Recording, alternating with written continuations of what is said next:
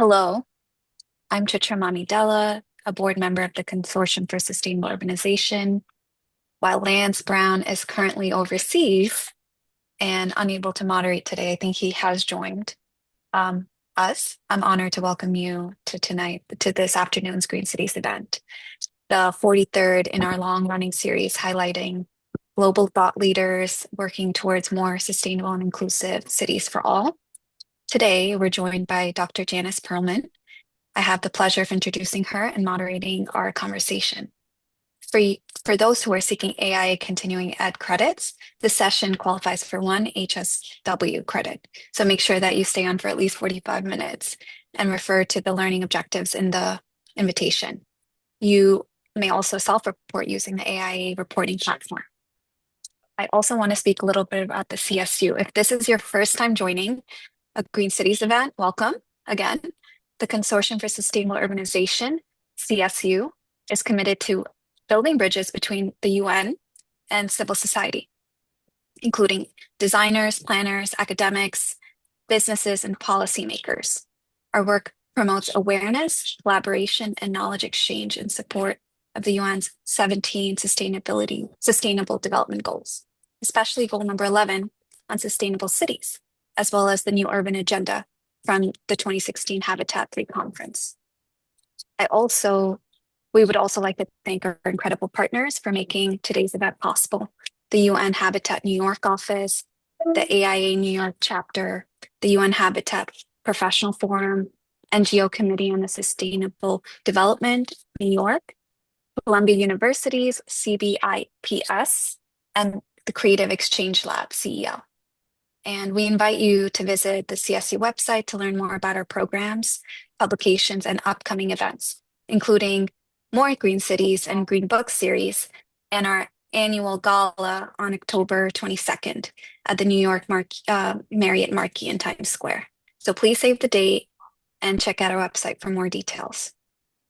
Today's speaker, Dr. Janice Perlman, is a true pioneer in urban studies whose work connects research, policy, and lived experience. Her book, The Myth of Marginality, won the C. Wright Mills Award and was listed among the top 5 books in the economy as if people mattered. The economy as if people mattered. Favela, her second major work, received 2 Prose Awards. She is the founder and president of the Megacities Project, a global NGO that shares innovative solutions between the world's largest urban centers. Dr. Perlman has taught at UC Berkeley, speaks 5 languages, and has worked on nearly every continent. Remarkably, she has lived in Rio's favelas in the late 1960s, which you'll hear about, to research urban poverty from within. Her honors include a Guggenheim, a Fulbright, a Global Citizens Award, and the UN Scroll of Honor. In our recent Green City events, we've heard powerful stories from Allison Hamida about Nairobi's Kibera and from Teresa Williamson on Rio's contemporary favelas. Today, however, we're privileged to gain insight from Dr. Perlman herself, whose career spans decades of deep engagement with both formal and informal urban development. Her experience offers a rare combination of scholarly rigor and on-the-ground immersion. Dr. Perlman, we are honored to have you with us today. If you want to say hello. Hello, everyone. Can you hear me? I'm so happy to be here. I'm so thrilled. It's going to be so much fun sharing these experiences with you. And I want to give a shout out to Alia Chelek because I've worked with her when I started the Megacities Project, and she was at UN Habitat in New York City. And I have the greatest regard for her.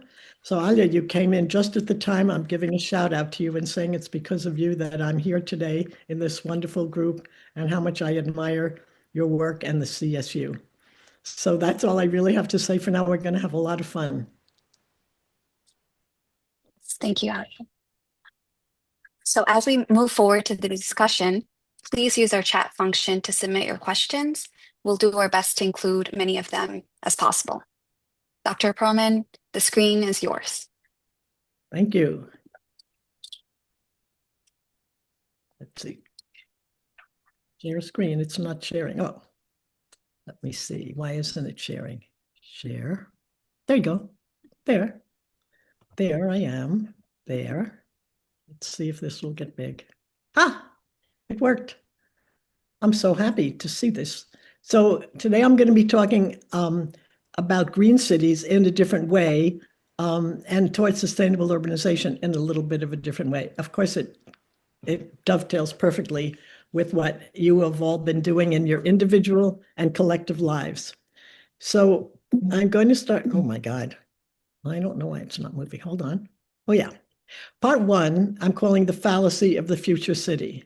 So I ask everyone to imagine in your mind what a future city might look like.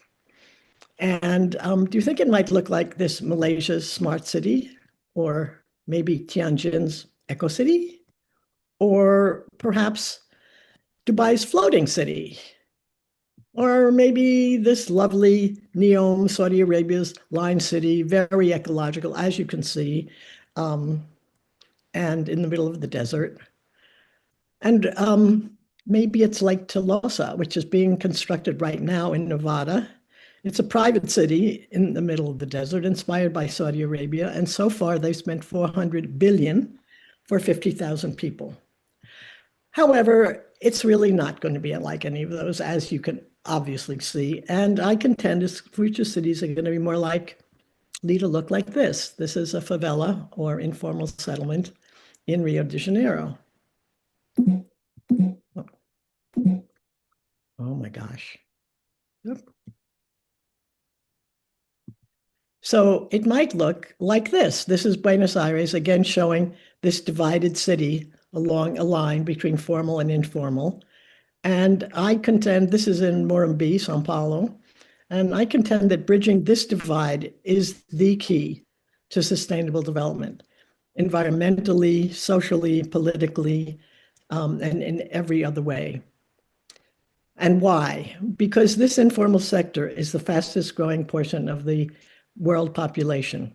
There are over 1 billion people right now, actually well over maybe 1.5 billion, living in informal settlements, and it's about 1/6 of the world's population.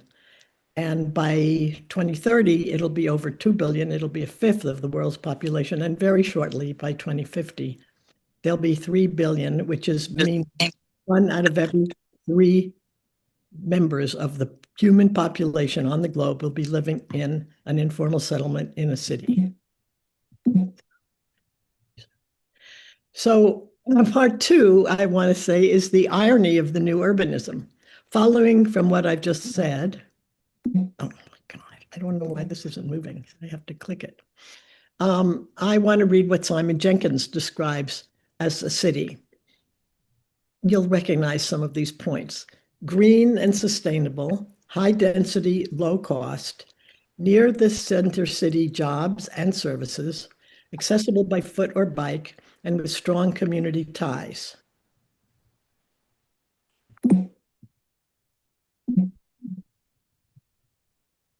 So maybe that brings to mind Positano, which is, of course, an icon for the new urbanism. But in fact, he was describing a favela in Rio de Janeiro.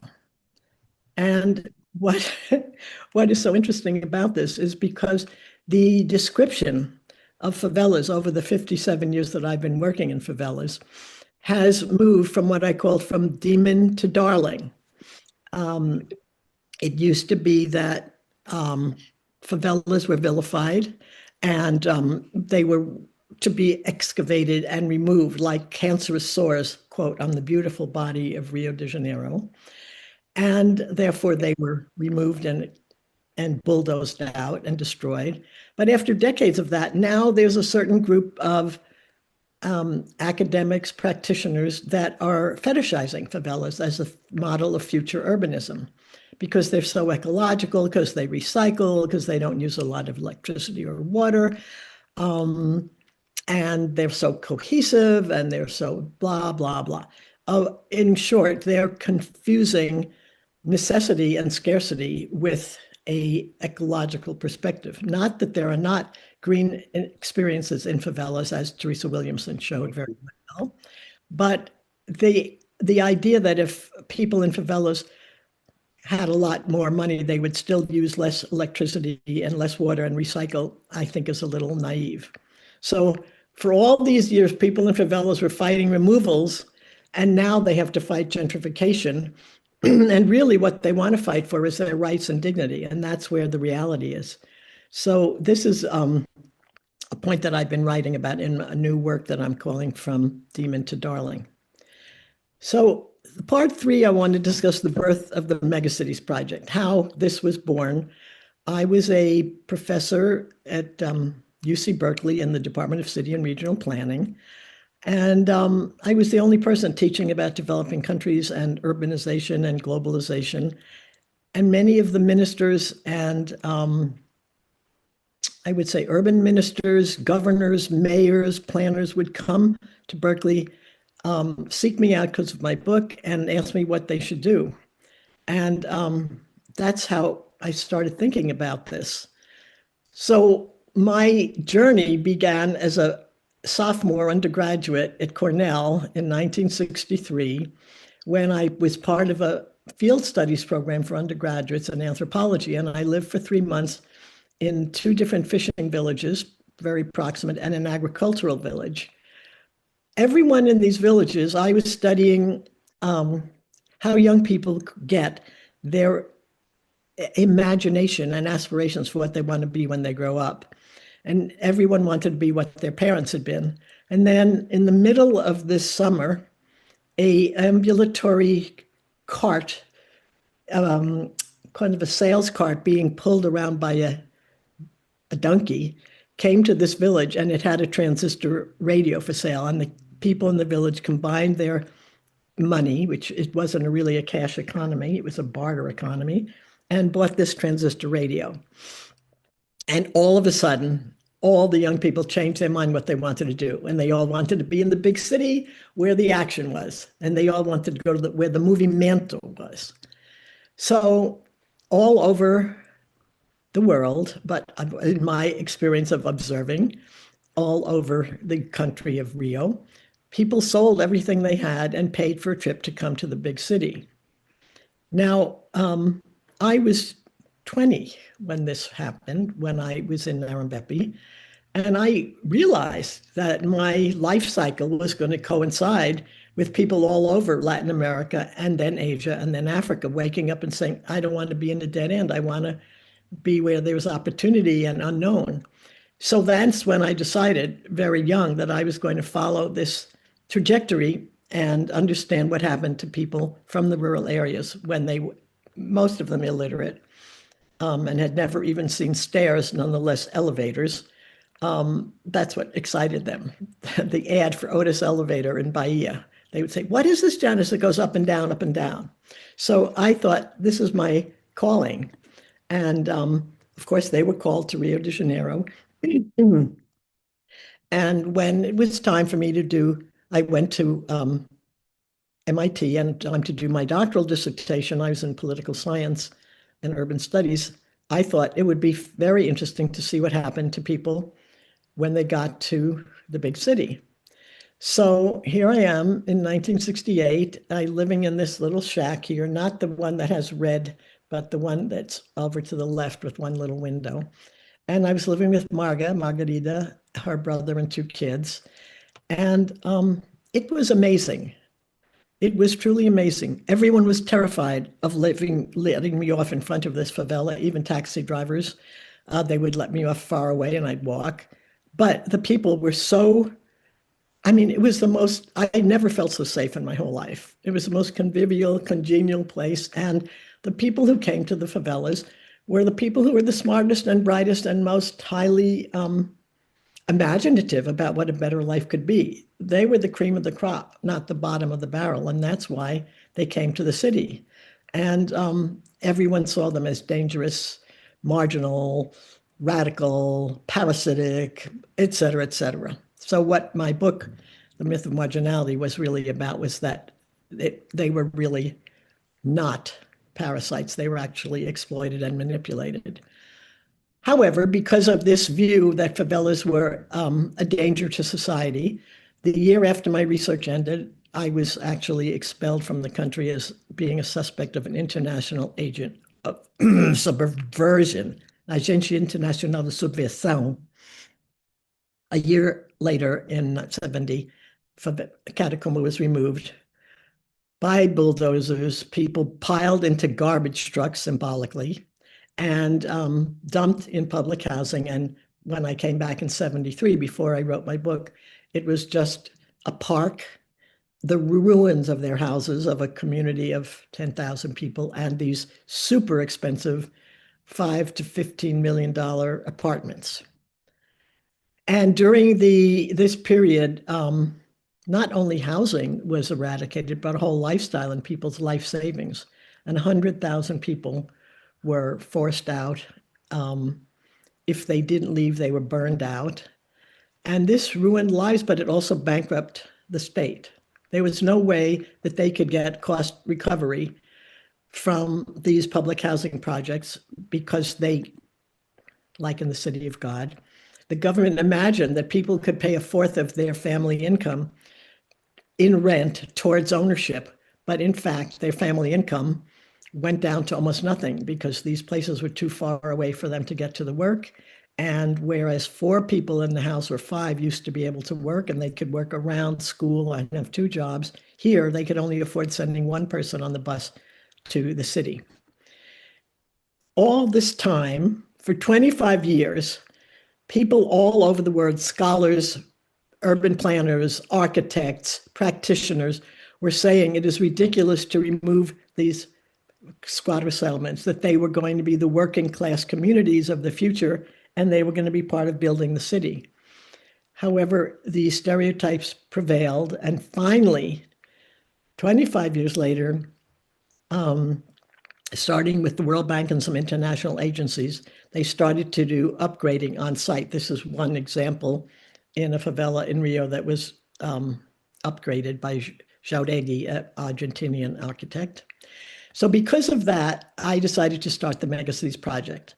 And the mission was to shorten this lag time between the ideas and implementation, or knowledge and practice, theory and practice, learning and action. And this also relates to the fact that by then I had so many people from different countries come and ask me what to do. And I always said, well, the way I learned about things was just to see what people were doing, because no expert can be as expert as the people who live there. So the idea was to use the cities of the world and their experiences as a cauldron for ideas for better and improved urban practice and policy. So the idea was to have teams that were embedded in each city based in a nonprofit or research center or university, and the focusing on the poverty environment nexus and showing what was possible by exchanging what had worked in one city that could work in another. So we would start with the present city, and the strategy would go to the possible city, and to, by interacting, get tangible results and create hope from despair, or give people the idea that they could do it. So we created a network. I went around the world, many cities I had never been to before, and found coordinators. And we picked the 20 largest cities at the time. The time was 1987. So these were the cities predicted to have 10 million or more by the year 2000. And we met every year in a different city, hosted by that city, to say each person had to come with some of their positive, successful innovations they found according to our method. And each city represented also what their city needed and lacked and wanted to learn. And then they negotiated learning transfers, and we funded it. And this really worked well. It worked because the large cities had more in common with each other than they did with their smaller towns and villages in their own countries, because the cities were a living laboratory for innovation, and because we work across all sectors, public, private, civil society, grassroots, academia, media. And we planned very carefully to mash the stereotype that innovation transfer would be from the rich, highly technical cities to the poor, pathetic cities. So we decided that our first impulse would be to go fishing in the South for good ideas. And I always say, after I say that, I always say, to plan is human, to implement divine. So the thing was, how are we going to implement this with no funding? It was actually pre-internet. And how are we going to manage to do this exchange? So part 4 is what the innovations were that we found. And we can talk more later about our criteria and our definitions and our method for looking, and then how we negotiated these innovation transfers across boundaries of culture, political systems, economic systems. So one of our first innovation transfers was from a place you've all heard of, Curitiba, Brazil, Mayor Jaime Lerner. And this was actually the first World Urban Forum was in May 1992, right before the ECOSOC, before the Earth Summit. And it was, we brought all of our coordinators from all different cities. This shows Sao Paulo, Mumbai, Tokyo, Jakarta, all these cities. And I was already very close with Jaime Lerner because when I was teaching at Berkeley, he came and taught a course with me. And I thought these bus tubes, the Ligeirinho or Speedy Line, would be a great way to introduce public transportation into other places that didn't want to spend the money digging up their streets. And especially since I was working in Havana at the time, and if they dug up their streets, they were going to ruin their old city. So this, as you all know, is the way the Speedy Line looked. And the magic of it was that they were dedicated bus lanes, but the magic was that the boarding time was reduced to seconds because the whole side of these bus tubes opened and the whole side of the bus opened like a subway. And then this connecting platform came across. And the people who boarded this boarding tube had already paid, gone through a turnstile, and so they were already there. And it's this step, as I took this picture, is the wheelchair access. So you could step down, or if your wheelchair rolled onto it, it would come up to level. So we brought Al Appleton, who was the New York City Commissioner for Environment at that time, and Lou Riccio, who was the Transportation Commissioner at that time. And we brought them to meet Jaime and visit the surface metro or Speedy Line. And then many things happened, but one of them was that later on that year, they shipped 4 of these tubes, and we had for several months a circuit of the City Hall, World Trade Center, South Street Seaport, and people could ride these buses free and experience this. As you can see, we're still waiting for something similar. They're planning for a long time to do it on the 42nd Street corridor. The other initiative that we thought was very useful was Sao Paulo to New York City. New York City had been threatened to lose its federal funding if it didn't reduce its air pollution. And Megacities was asked by the Port Authority and the city and state to come up with show some experiences in the other cities that work to lower air pollution. And they picked this one. This is called Alert 2. You see the monitor of air quality. And the idea was that when the air quality reached Alert 1, we were on alert. And by Alert 2, all the city center would be closed to traffic. There'd be special buses and parking areas. And so here we are studying the map of where these closures would be. And here was the test day in Sao Paulo, in the center of Sao Paulo, which is usually one parking lot of congestion. And it was amazing. And so they brought this to the schools. They got kids in the schools involved and in NGOs to go cars held up in traffic and give them what bumper sticker says, I want to help the air in Sao Paulo. And then we signed, this is Georgie Wilhelm, our coordinator in Sao Paulo, who was the Secretary of Environment of the state at that time, had been the city planning director in Sao Paulo. And we signed the transfer agreement. And then we put a green alert day in Park Avenue in New York City. The Park Avenue was closed for a while. There was a whole big collaboration between all the agencies. And we had the hundreds of kids dancing in the street, Jacques d'Amboise, National Dance Institute kids. It was really, really moving. And now I'm going to talk about a couple of innovations that were transferred from south to south. This one I love particularly because of its name. We found out if you have a good name of your innovation, like Magic Eyes, it's easier to transfer. And Magic Eyes was an anti-litter campaign led by the youth, and it started out with cartoons about anti-littering. And it went on the idea that if the kids started to really believe that this little figure, the Magic Eyes, who might be a kind of ancestor, they would keep their parents from littering, just like kids had already stopped their parents from smoking because they said, I don't want you to die. So they brought this to the schools, and the, the way they were able to talk to their parents was very clever. It was a little jingle, da da da da da da da. Magic Eyes are watching you. And so they would just go da da da da da da when their parents littered, and they wouldn't have to be disrespectful. So the woman who created this, Esther Saponovich Chokjoy, was the daughter of the Bank of Bangkok. So this innovation and this NGO, which still goes on today, was started by a very wealthy woman who had come back from Australia and Europe and was so impressed with how dirty Bangkok streets were and how clean other city streets were.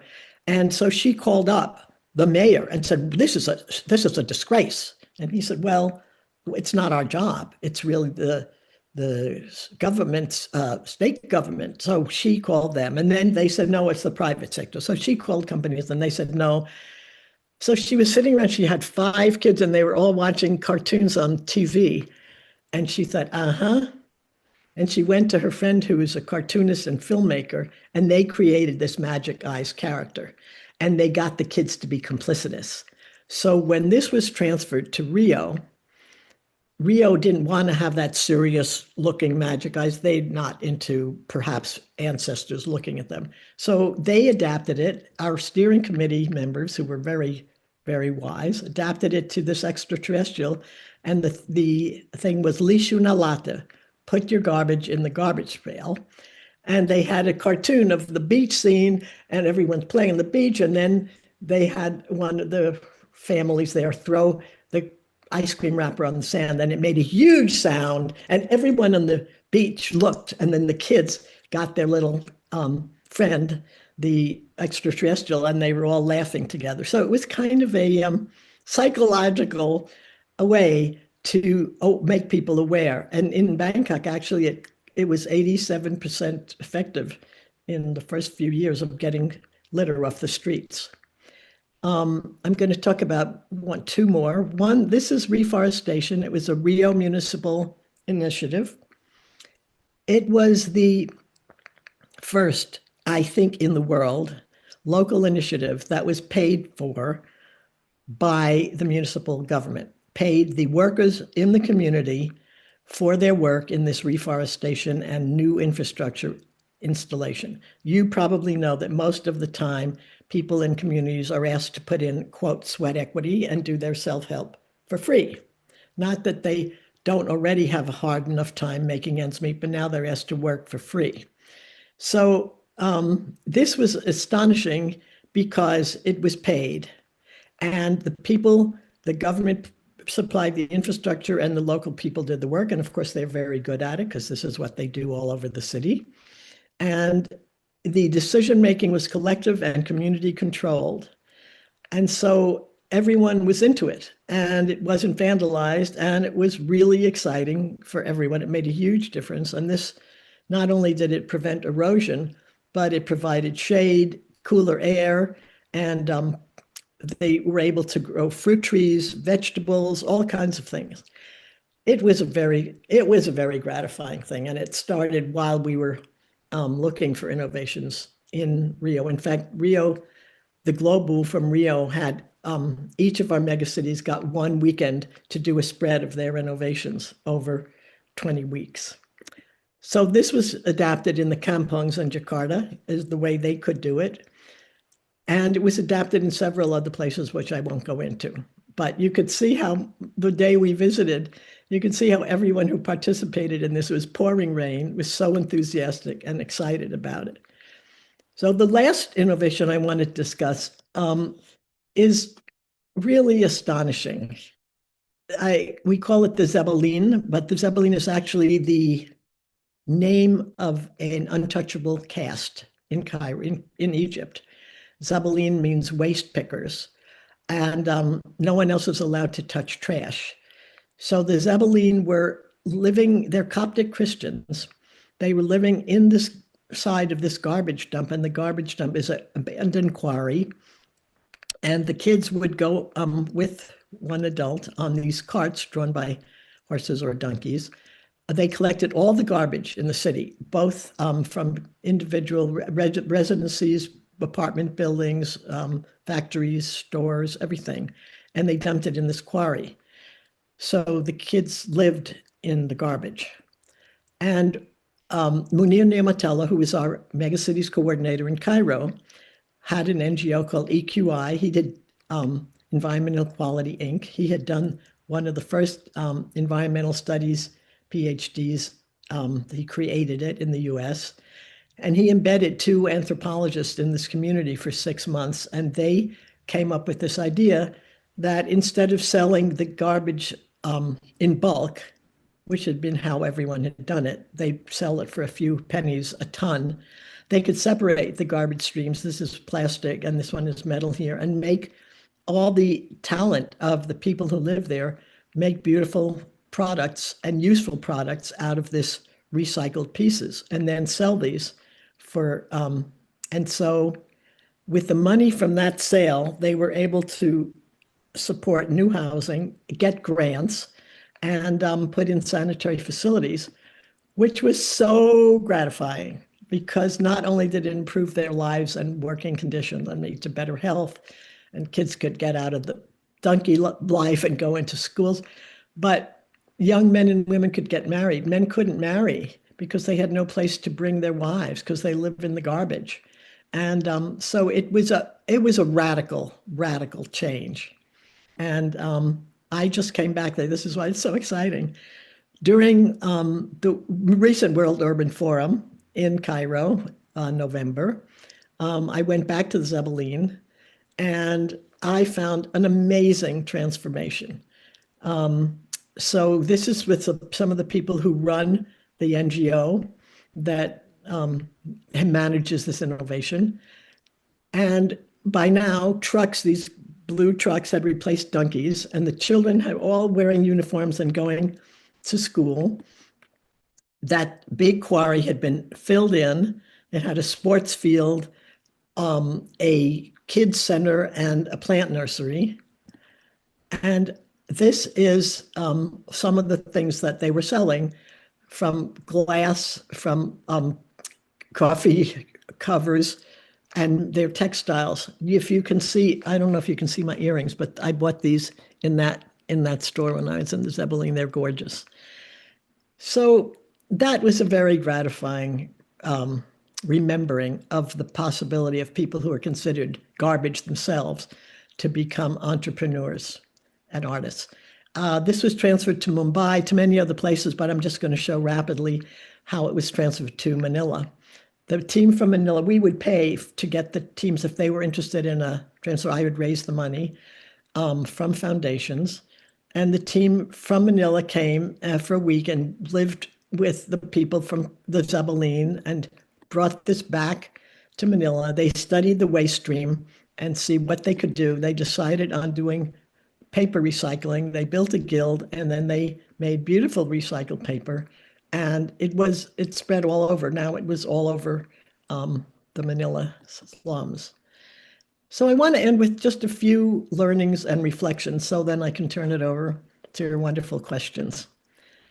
4 cross-cutting lessons. 1, we were told that you could only really transfer technology, like you could transfer the Medellin teleférico to Brazilian slums. Well, that was wrong because they didn't transfer the important part, which was the 5 years of social work that went into it.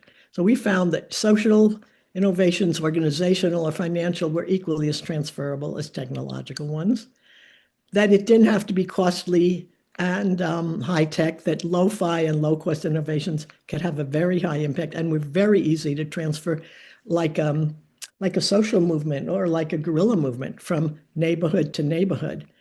That demand-driven models work much better than supply-driven. Usually, places like the World Bank, often the Ford Foundation and others, will decide on a quote best practice, and then they will pay for that best practice to be implemented in various places. But it's much better the way we did it, which was the cities came with their needs. They looked over what was there, they got their own ideas, and then they owned it and they adapted it themselves. So the fourth point is if it's peer-to-peer transferred like this, you don't have to worry about will it adapt. They figure out the adaptation. The second point I want to make is we based our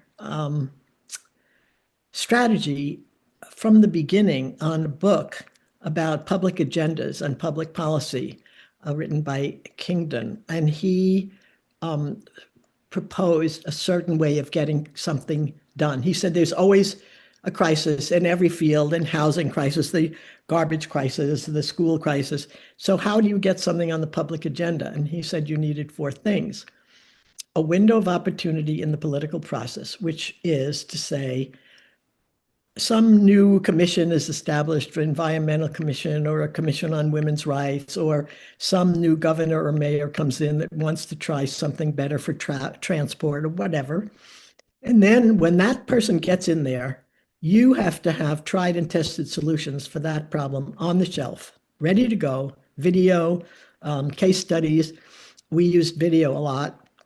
And there's no time for them to start doing research on what works. They have to see what works and they have to see it working. And then you need to be sure that it's not ahead of public awareness of that need, like AIDS was before anyone knew that someone could get it who was just a regular person and not a dispensable gay person.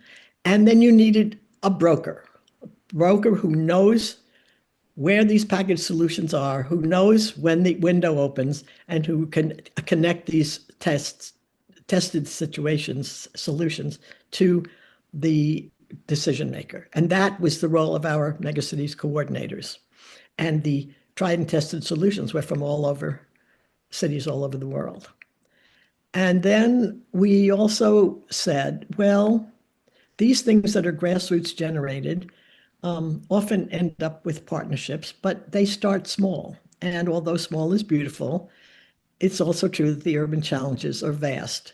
So we wanted to show how these micro initiatives that are bubbling up all the time in neighborhoods and communities can lead to macro impact. And we worked on two levels to reach scale. One was the vertical, scaling up into public policy. But sometimes that was impossible because, as you know, sometimes the mayor or the governor or the national government doesn't have the political will to do something that's for the environment or for poor people. So in that case, we had horizontal sharing, which is sharing what innovations across and within cities among peers. And so this diagram shows how we got local initiatives.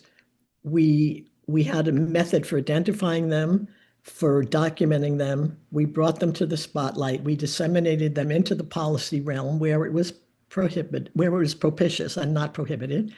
And we fomented urban policy reform in a way that would support and multiply these local initiatives. That was very successful in many places. But when it wasn't, we used the horizontal transfer. So the innovation went to peer-to-peer exchange. And just the same, it came to urban transformation as scaling up. And that led, hopefully and increasingly, to a new global mindset, not necessarily global transformation. We're still working on that. So these were the principles that we started with that were only proven more profoundly over the many years. Megacities project started, we got our first funding in 88, and we got our NGO 501c3 status in 88. So one, there'd be no global sustainability without urban sustainability. Two, no environmental justice without social justice. And three, no sustainable urbanism without grassroots initiatives and a vibrant civil society.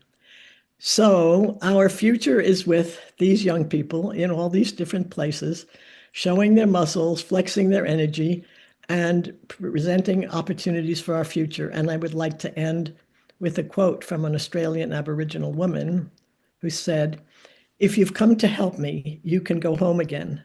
But if you see my struggle as part of your own, perhaps we can work together." Thank you very much.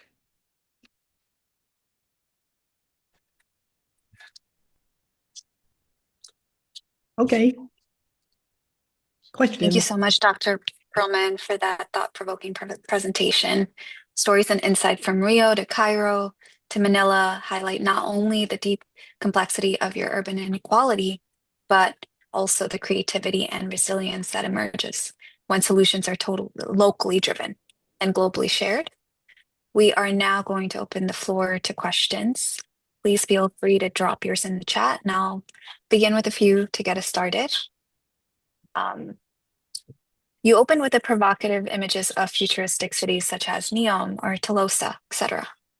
Why do you think these visions capture so much attention? And how can we redirect imagination towards more equitable and more grounded models?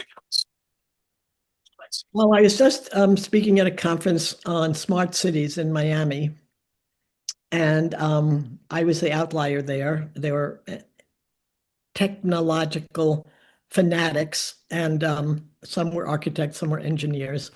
But it was like a bunch of men playing with toys for the elite. So making playgrounds for the elite and showing how cool their designs could be and one-upping each other. It was the most disgusting thing when one guy said, "I don't even have to go to the job site anymore because I have um, an alternate who's just a hologram, but he can go and just he knows exactly what to do. He's memorized my brain, and so I don't have to be there. I can be in London, and they can manage this project in Delhi because blah blah blah because he's a hologram." So I think that there's a certain kind of narcissistic, egotistical,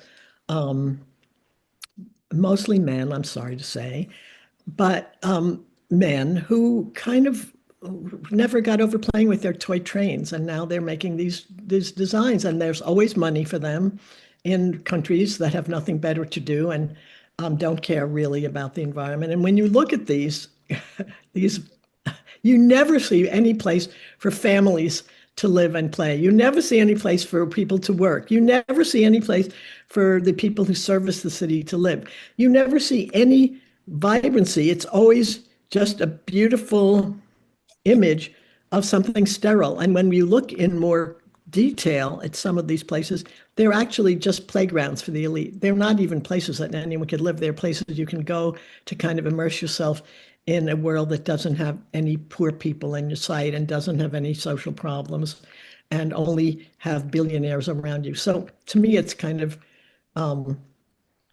it's the worst side of our profession and the opposite of the people here in this room who are part of the consortium because it's everything that we're against. Love that. Beautiful images of something sterile. Yes. Exactly. Exactly. We we started a few more questions in the chat. Please feel free to keep going. I did also have a question of what are your thoughts on the concept of the 15-minute city, especially as it relates to informal settlements and urban equity? Well, you know, we love the 15-minute city. We love Paris. How is it laid out? And it's trying to do that and open up the inner courtyards inside buildings that are surrounding it.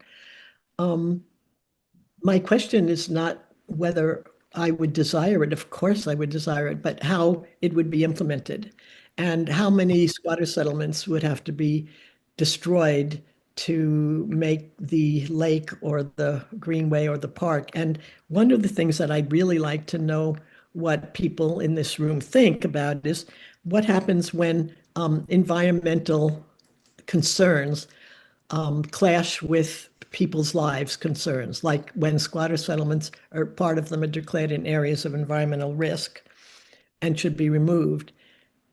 And I think that's very good because it's bad to be an environmental risk. But when they remove them, they don't put them in the same proximity to where their families and neighbors and jobs are, and their social services and their schools and their places of worship and their health clinics. They put them somewhere else. And when they do put them in, relocate them nearby, they charge them rent because they want to recuperate the cost of. So I'm interested in how these things could be worked on together instead of as opposed to each other. Because of course people have a right to be in a 15-minute city. They need to be near green. We need to be near water. We need to be near nature. And low-income people need to be near their access to work. So I think that's one of the things that I'm thinking about a lot with an architect friend of mine is what will happen when many of these megacities are underwater, which is not so far away. And if you're going to think ahead, if there was an idea of after you tried the barriers and all those things and they're not really working enough as sea levels rise, will there be a movement to relocate these cities and their cultural centers to higher ground? And if so, how will the city be designed to have the 15-minute city and social justice and environmental justice? Wonderful. Thank you for that. Lance Brown had a couple of questions for you. Where did your original funding come from, and what has sustained you since? We can start with that first. So, Lance, thank you for joining us from Spain. I'm sorry you can't be here in person, but I can see your wonderful photograph. Uh, our first funding came because I had given up my tenure at Berkeley, moved to New York, and I was working as I was hired at the New York Academy of Sciences to run the Science, Technology, and Public Policy division and create one, which I did. And we were doing great. I mean, it had 4 projects, one of which was the megacities and innovative technologies, but other ones were science and technology intensive public policy decisions, several things. And the president of the New York Academy of Sciences got very jealous because I was raising more money for these projects than he was for the Academy, so he fired me before my contract was up. But they had given me a contract. So their lawyer said that I was firing without cause, and I had a year when I could get my full salary and benefits and use the letterhead. And I used that year to write the proposals, take the Megacities project and make it beyond innovative technologies. And I applied to 3 foundations, and all of them funded us. I got money from the Luce Foundation for Asia, from the Tinker Foundation for Latin America, and from Ford Foundation for the whole shebang. And the proposal we did was a huge book. I had letters of support from each of the 10 starting megacities, from NGOs, government, academics. I had this whole strategy, which I showed you, but written out in more detail. And it was way ahead of its time. It was 1987. We got funding, 2 or 3 year funding from each of these places. And then we were sustained. We got corporate membership. We got other foundations came in. We got all kinds of funding. And yeah, and then 10 years into this, when we were just really flourishing and we had our 10-year anniversary in 96 at Istanbul at Habitat 2, we made an arrangement with UN Habitat, and unfortunately, the person we made this arrangement with did not honor it. So they hired out all our coordinators for salary. We were doing this on an exchange basis, and they took our database and started selling it. And we were really unable to create major funding since then. So, and after that, I went to teach. I funded it that way, and then we became a volunteer-only organization, and we have sustained this because the people who are in this network are totally dedicated to keeping this going. And we raise money on a project-by-project basis. And now said person has retired from UN Habitat, and there's more air for our work to continue. But we never had a angel funder. we put our funding together piece by piece, year by year, with great effort, which is why I was interested in making this arrangement with the UN system, because then we could be the cerebral cortex and the UN would have funding. So anyway, it's worked out fine because it gave me a chance to go back to Brazil for 10 years and write my second book, to do some other teaching and have a wonderful life. So here we are, we're still at it, and we have just received an offer for all of our materials when we're finished to be acquired by the Stanford University Archive. So they will have an archive on the Megacities project. Incredible. Thank you for sharing that. Lance also asked, what is the best way to undertake global transfer? Well, Lance, that's a great question. There was a time once internet came along, and once everyone was online with everyone else, the idea was that people would create databases so you could look up how to transfer innovations in greening or in the 15-minute city or in self-help, whatever. But it turns out we followed this and studied it. One of the things is because we constantly doing research, we stayed alive because we didn't just do transfers. We did research and we did theory. Now we're doing a meta-analysis of the life cycle of urban innovations. So one of the things we found is that no one uses databases. They actually paid a shitload of money to have people and call centers, and you could call up and they would look at the database and say, these are the things you can do. And no one ever used these, because the real fun of this was that you knew the people in the other cities. You had a relationship every year in a different city. When we met, we had a 1 week intensive meeting, and then or 5 days, and then we went on a 5-day trip together that only a person from that city could organize. So we went to East Kalimantan and the Dayak villages when we were in Jakarta, and we went in Cairo. I mean, we went to amazing places. So we had a real bond. In fact, people in the safari when we had our Nairobi meeting said that of all the people they took around, we got along with each other better than any other group because we weren't a fighting family. So yes, I think the best way to do it is actually person to person, and now we can use video conferencing and this and that, so we can get back to that person to person. But I'm a big fan of transforming from the bottom up, Lance, and I'd be happy to talk with you about your views on that at any time you have time.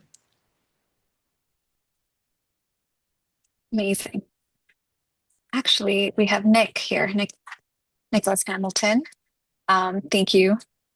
Do you have any advice for the future of the equitable and sustainable urbanization community, including nonprofits such as the CSU and others represented here on the call?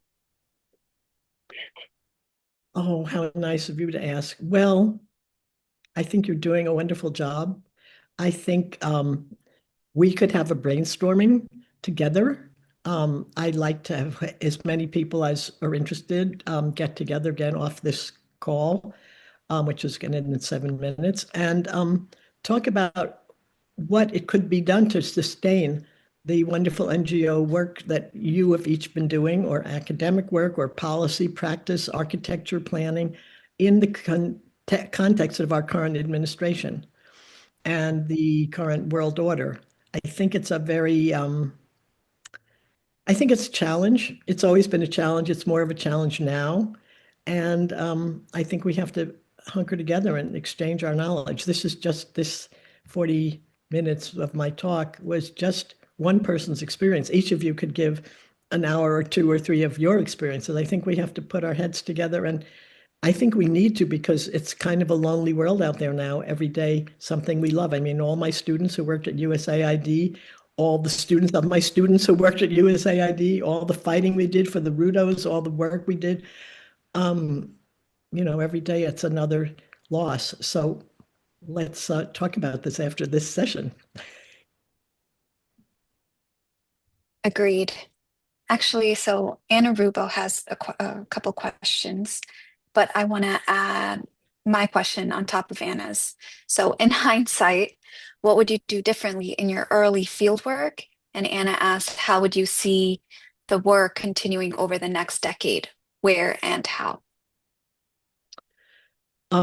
I wouldn't do anything different in my field work. The beautiful part of my field work in Rio was that because I lived in these communities with a family in each, and I lived for 6 months in each of three different favelas, one right in the center of the elite residential area, the South Zone, between Copacabana and Ipanema, one in the industrial North Zone, and one in the outside the capital in the state of Rio called the Baixada Fluminense. And the ties I made while living there, I trained a group of Brazilian graduate students, and there were 20 of them working with me on the interviews. We interviewed 750 people in total. The interviews were 2 or 3 hours long. People loved to be interviewed about their experiences and their views. We interviewed 200 random sample people, 16 to 65 in each of the settlements, and 50 leaders. And people who weren't chosen in the random sample asked to be interviewed, and we had to make up a little interview questionnaire for them. But 30 years later, when I went back to try to find these people, because we had such close ties and I'd stayed in touch with them, even if they had moved out, their neighbors knew where they went or where their niece was or their aunt or their grandchild or their child. And from 750 people, we were able 30 years later to find 45% of them, even though we had no last names and we had no address because they didn't have addresses. So we were protecting them. It was the dictatorship. And we still found them because of those close ties. And then I interviewed the people themselves again. And I realized I couldn't compare them because, of course, the people were 30 years older. So then I interviewed their children, and they were the right age, but none of them had really done that well because they had more income, but they couldn't get better jobs. And finally, I interviewed the grandchildren, and they were doing just great, and they had social mobility. We can talk about that later. So what was the second part of that question? Oh, what would we do to keep this alive in the next 10 years? I would recruit the next generation of urban emerging leaders. And we're calling that MC squared, mega cities, mega change, MC squared, energy, young people, their technologies of communication. They're going to pick this up and run with this. I mean, this is their chance. This is their time. And I hope each of you has a bunch of people who you can mobilize, and we can do this whole thing in a much more elegant and less costly way because we don't have to fly everyone everywhere. And we can be the mentors, and we can be the people who inspire these young people, because everyone needs to have meaning and purpose in life. You have to wake up loving what you do, like we all do. And they need that. They're needing it desperately. So that's my answer for the next round. And how do you know when an innovation is ready for scale, either horizontally, peer person to person, peer to peer, or vertically just into policy for readiness of scale? They're all ready for scale. When they make it, when they pass our 5 criteria to be documented, we did this innovations during COVID. We had a special grants we raised from my board. We found 59 innovations in Greater Sao Paulo and Greater Rio that were dealing with low-income communities, initiatives to mitigate the worst effects of COVID. And we picked the 9 of them to put online and do a little booklet, but basically any of them could be scaled. The question of scaling is only what's possible in the political system, and if you're doing it by policy, and what other neighborhoods and places are interested in. If you're doing it, you don't have to decide. The reality decides for you. When they pass, after we get the big group, we have very stringent criteria, and we do case studies. And the ones that meet all these criteria, they have to be at this thing 5 years. They have to have these values. They have to be transferable, blah, blah, blah. You'll see on my website on the megacitiesproject.org. Then they're ready. They're all ready. And we don't decide. People who are in the cities decide and choose and pick it. That's why it works, because we never decide what a good policy is, whatever. And they own it. It's great. It's so much fun. Wonderful. Thank you. And we seem to have run out of time. So thank you again, Dr. Perlman, for sharing your powerful work with us today. You stated, and I think we spoke about this before, there is no environmental justice without social justice. So again, thank you to everyone who joined, and we're grateful for your questions and your time. A big thank you as well to our sponsors and partners for making this event possible. Before we go, I'm putting this on the chat, but please save the date for our CSU annual gala on October 22nd.